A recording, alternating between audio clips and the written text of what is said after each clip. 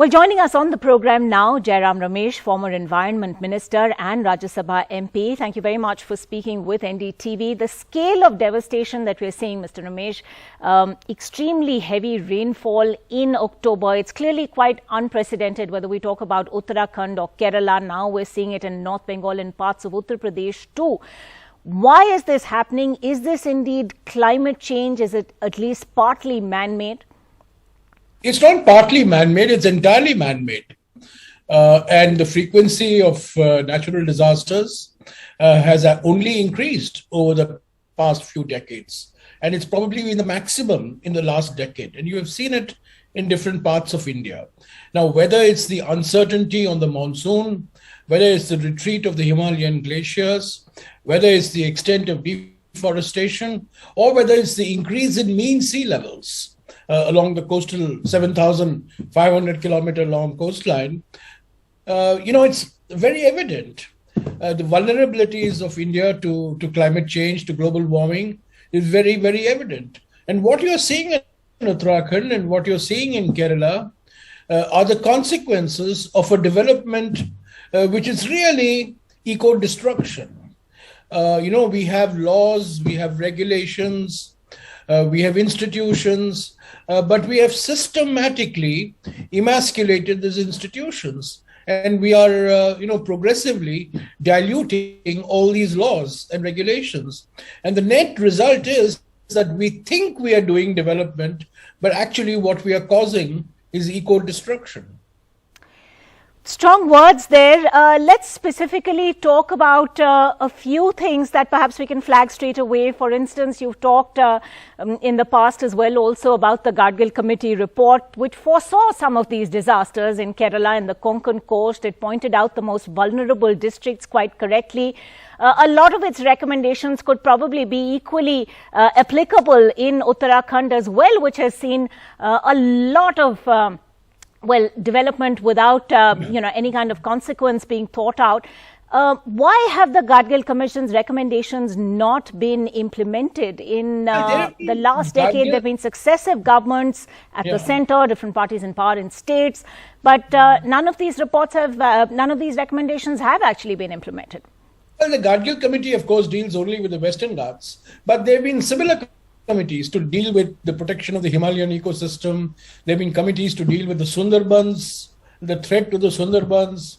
There have been panel reports on what to do about increase in sea levels, which threaten places like Mumbai and, of course, the Sundarbans and other areas. Talk is very easy. We pay obeisance to nature. We pay obeisance to the gods and goddesses of nature. We say we worship our rivers, we worship our mountains, we worship our forests. But in actual practice, the development strategy that we have adopted is an intensely resource-guzzling strategy. And it's a strategy that puts primacy, a blind obsession on economic growth, on GDP growth, without looking at its consequences. And we have to make difficult choices. There's no formula. There are no textbooks which tell you this is how you bring about the balance between environment and development. You have to make these choices, and you have to, on many an occasion, take a strong political view that eco-restoration and eco-protection is far more important than what we see or what we think are the visible symbols of GDP growth. But speaking of such choices, the Environment Ministry currently is planning to amend the Forest Conservation Act of 1980 to bring significant changes to forest governance in India and, including facilitating private plantations for harvesting. Is that something that you see as further exacerbating an already volatile situation? No, I find this absolutely schizophrenic that on the one side, leaders of this government from the Prime Minister downwards internationally want to be seen as champions of responsible environmental stewardship and environmental governance, but domestically within the country have a single point agenda about diluting environmental protection laws or forest conservation laws or coastal regulation zone rules. In fact, now the buzzword is not to have an Environment Protection Act, it's to have an Environment Management Act. I mean, that shows you the mindset. And the Forest Conservation Act proposals for amending the Conservation Act are very much, on the table.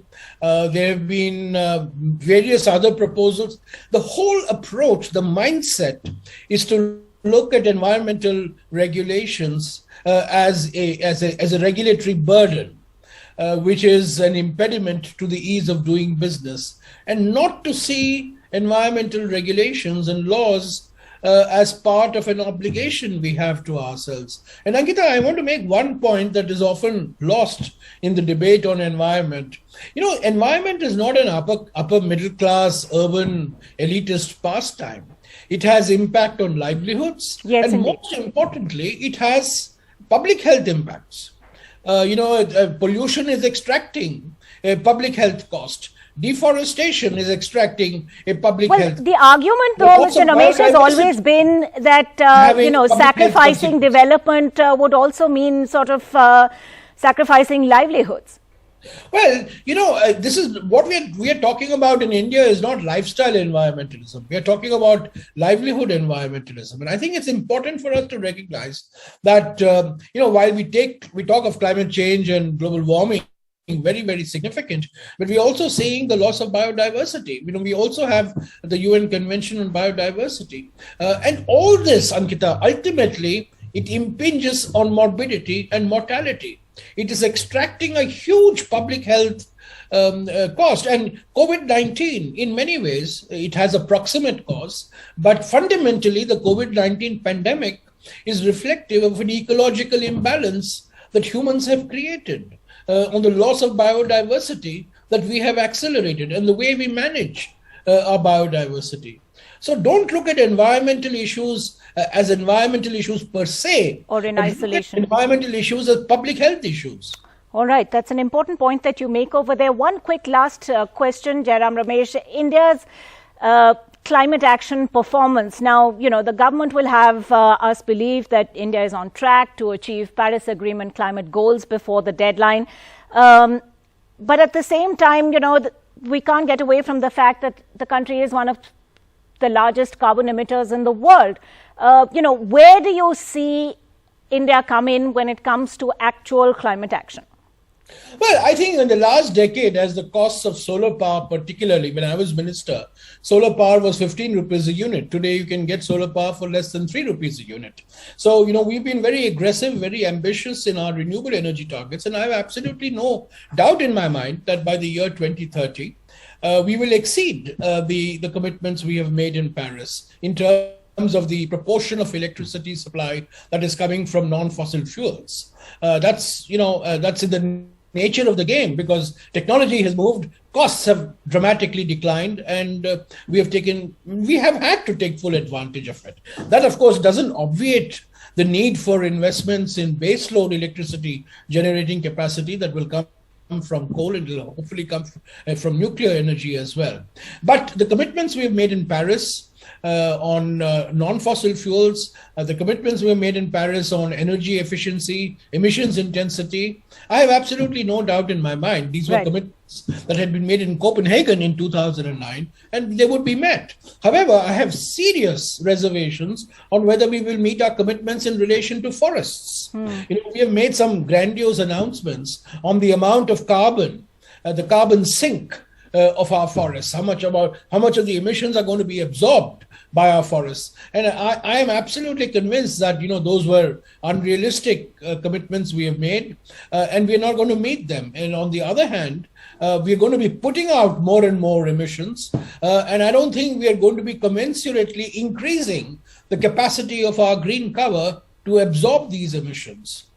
So I think, India needs to seriously now start thinking we can't phase out fossil fuels in the next 10 to 15 years, but we seriously need to start thinking about a phase down strategy. Right.